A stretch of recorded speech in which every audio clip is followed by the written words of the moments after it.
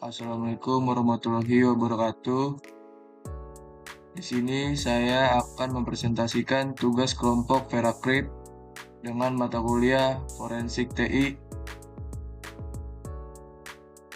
beserta kelompok saya yang disusun oleh saya Danang Raja Gugup dengan NIM 2270231104, Zaid Aimar Zidan dengan NIM 2270231102, Heri Susanto dengan NIM 2270231055, Rafael Diloy Olita Padang dengan NIM 2270231074. Selanjutnya, sini saya akan menjelaskan pengertian Verakrip.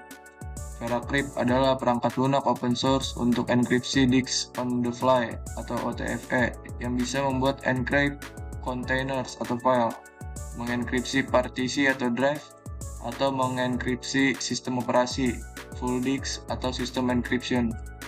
Verakrip merupakan fork atau lanjutan dari proyek Toolcrypt yang sudah dihentikan.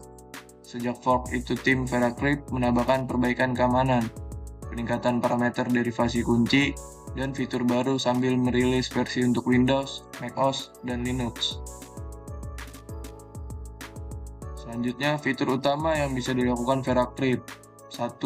Encrypt file container. File tunggal yang berisi file sistem terenkripsi.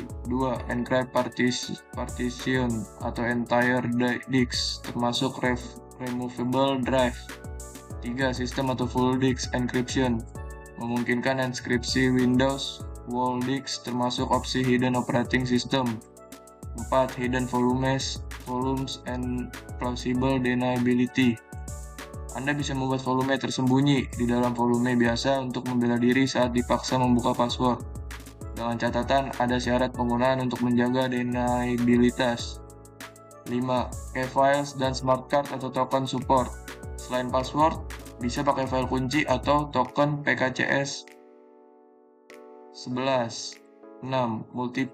Multiple cheaper choice and cascades, mendukung AES, Serpent, Twofish, Camellia, Kuzniechik, dan kombinasi atau cascade antar algoritma.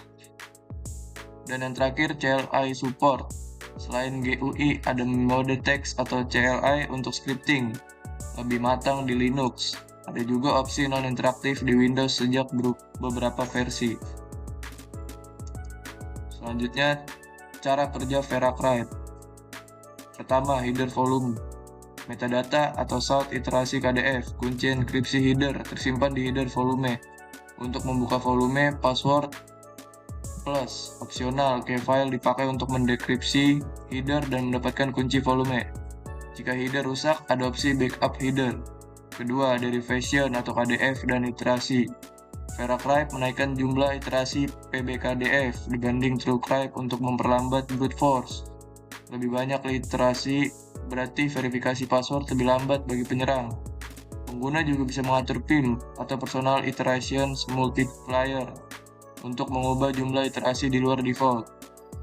3. Mode operasi. Untuk file system atau volume Verakrip umumnya menggunakan XTS. Untuk block cheaper mode atau XTS sampai AES dan lain-lain, yang cocok untuk disk encryption. Untuk header hashing atau PRF digunakan hash seperti SH512 atau Whirlpool atau Black2S, tergantung opsi versi. Baik, saya akan melanjutkan opsi enkripsi. Yang pertama ada algoritma tunggal, AES, Serpent, Twofish, Camellia, Kuzniechik. Yang kedua ada cascades atau multilayer, kombinasi misalnya ada AES, Twofish, Serpent, atau lainnya. Setiap lapis punya kunci independen cascade, menambahkan redundansi keamanan di tingkat algoritma atau biaya performa. Fitur khusus yang patut diketahui. Yang pertama ada hidden volume. Volume tersembunyi dalam volume biasa. Kalau Anda memberi password di luar atau outer, penyerang hanya melihat outer. Data sensitif ada di hidden volume. Penting, saat menulis ke outer volume, Anda harus mengaktifkan perlindungan agar tidak merusak hidden volume. Yang kedua ada hidden OS, memungkinkan instansi sistem operasi tersembunyi dalam volume hidden. Tujuannya plausible deniability terhadap paksaan membuka OS. Yang ketiga ada rescue disk untuk full disk atau boot encryption.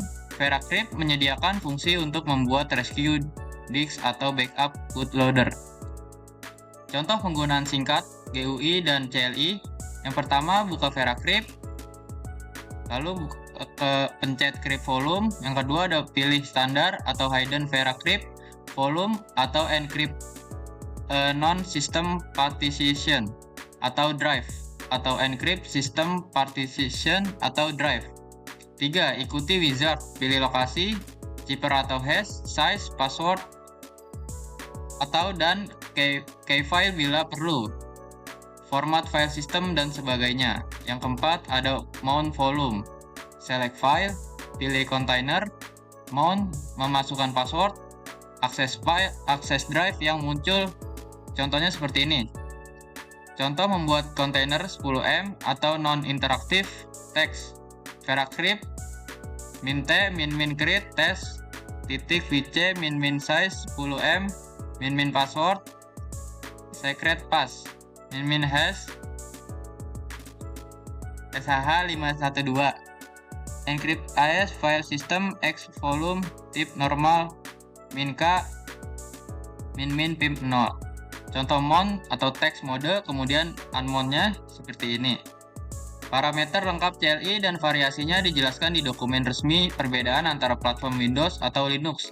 Ada pada beberapa switch. Gunakan min-min text atau min-t untuk mode text dan baca dokumentasi CLI untuk operasi atau crypt dan atau mount. Status kepercayaan. VeraCrypt telah menjalani evaluasi atau penilaian keamanan independen, misalnya Quark Slab Assessment untuk versi-versi awal VeraCrypt setelah forking. Juga, studi atau analisis oleh badan seperti BSI Jerman untuk menilai perubahan sejak TrueCrypt. Hasilnya banyak perbaikan dan tidak ada celah mendasar yang membatalkan fungsi keamanan. Tetapi, audit menemukan beberapa isu implementasi yang kemudian diperbaiki. Tetap penting memantau rilis dan CVE terkait. Baik, di sini saya akan melanjutkan presentasi dari teman saya. Selanjutnya pada halaman berikut ada kelemahan dan keterbatasan dan hal yang harus diwaspadainya. Pertama ada metadata dan akses. Walaupun isi volume berupa data acak, keberadaan file acak, kontainer file pada media publik dapat menimbulkan kecurigaan. Hidden volumes membantu namun tidak sempurna. Lalu yang kedua ada read in endpoint. Jika sistem Anda sudah terkompromi, keyword, rootkit, password, atau key file bisa dicuri saat Anda membuka volume. Enkripsi tidak melindungi terhadap malware yang berjalan ketika volume termount. Lalu ada hibernation atau swap. Data sensitif bisa tertinggal di file hibernation atau swap.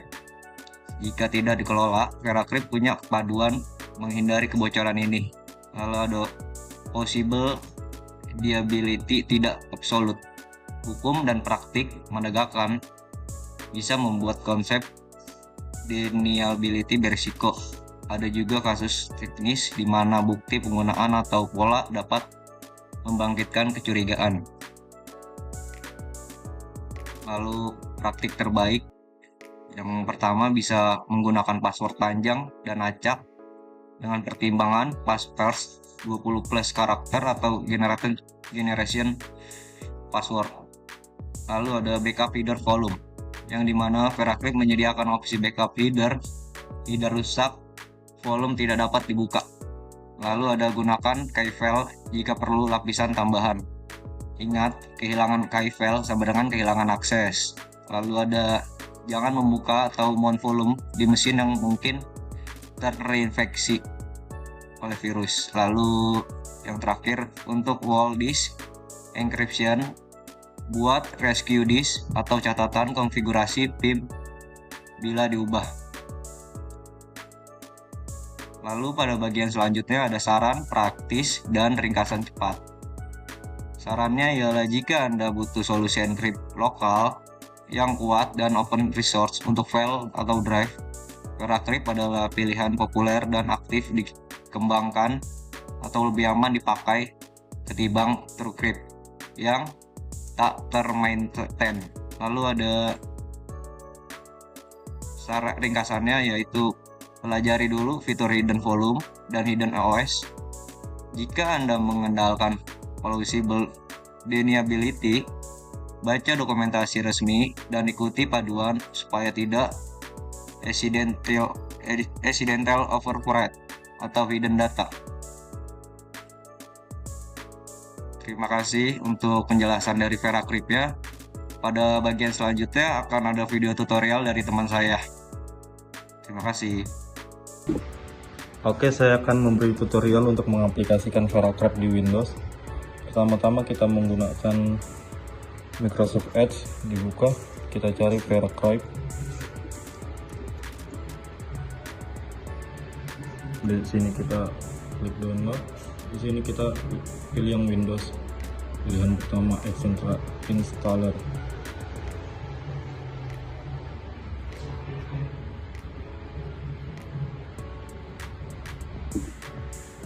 Nah, di sini kita sudah mau terinstall.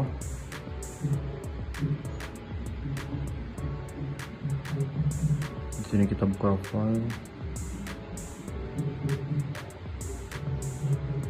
Pilih bahasa Indonesia, oke. Di sini kita centang, kita setujui. Di sini kita pasang, pilih opsi ini jika Anda memasang VeraCrypt pada sistem ini, lanjut. Di sini kita pasang.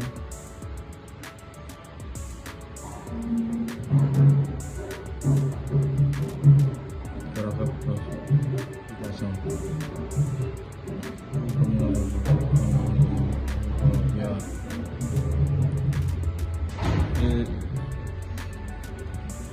Karena kan saya sudah pernah memasang ini, saya skip untuk membaca botnya. Di sini kita cari VeraCrypt.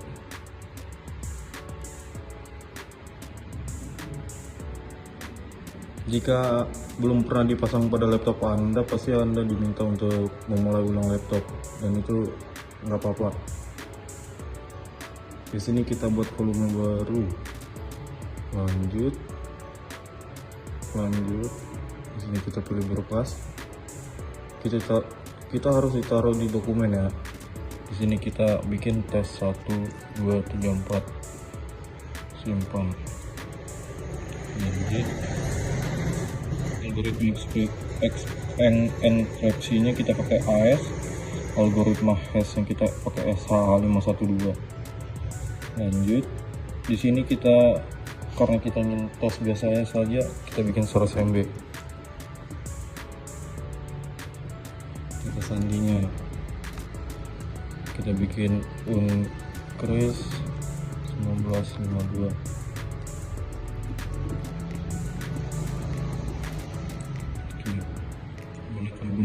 Gunakan berkas kunci dan tampilkan ke sandi. Di sini kita bikin uncris 1952.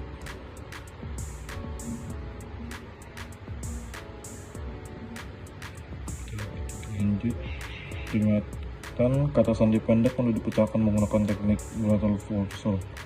Di sini kita abaikan karena kita hanya untuk tes. Di sini kita gerakan kursornya sebisa mungkin di bawah teks-teks ini agar bisa terbaca.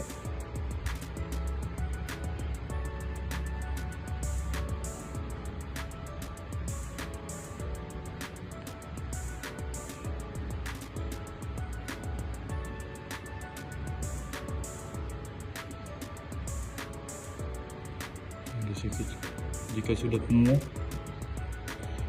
kita format saja. Volume VeraCrypt telah berhasil dibuat. Oke. Kita keluar. Kita pilih di sini. Misalnya di abjad F. Kita pilih berkas. Kita ke dokumen. Ini dokumen yang tadi kita bikin, tes 1, 2, 3. Kita pilih, kita buka. Nah, di sini kaitkan. Kita masukin kata sandian tadi, uncris 1952, enter. Kita masuk ke Libris. Di sini ada disk lokal F. Coba kita untuk copy ini, salin di lokal F, sini kita tempel ya. Di sini ada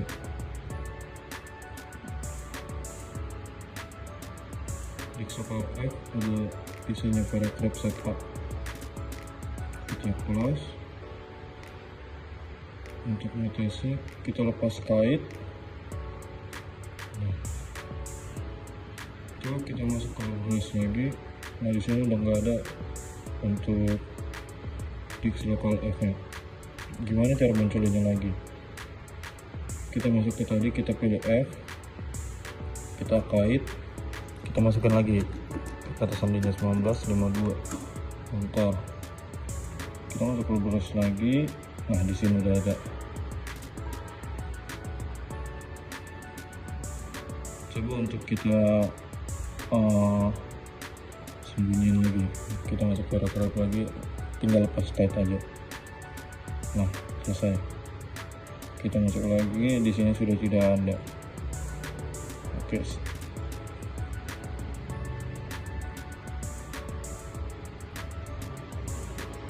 nah begitu cara mengaplikasikan VeraCrap di Windows untuk menyembunyikan file-file yang penting untuk Anda. Sampai di sini saja. Jika ada salah kata mohon dimaafkan. Sekian, terima kasih.